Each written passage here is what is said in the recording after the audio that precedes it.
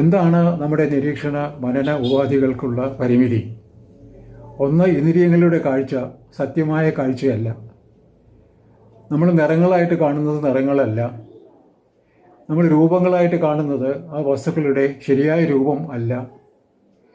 നമ്മൾ നാല് ദിക്കിൽ നോക്കുമ്പോൾ കാണപ്പെടുന്ന വിശ്വത്തിൻ്റെ ആകൃതിയും പ്രകൃതിയും സത്യത്തിൽ ഇങ്ങനെയല്ല എന്നർത്ഥം.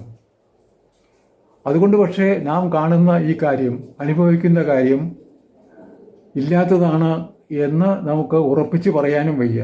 കാരണം ഈ കാണുന്ന കാര്യം ഇല്ലാത്തതാണ് എന്ന് വിചാരിച്ചാൽ പിന്നെ ഈ വാഴ്വേ ഇല്ല എന്നർത്ഥം. അതുകൊണ്ട് ഈ കാണുന്ന കാര്യം ഉള്ളതാണ് എന്ന് വിചാരിക്കുകയും കാണാത്ത ഒരു കാര്യം ഇതിൻ്റെ പിന്നിൽ യാഥാർത്ഥ്യമായിട്ട് കിടപ്പുണ്ട് എന്ന് തിരിച്ചറിയുകയും ചെയ്യുക ഒരേ സമയം.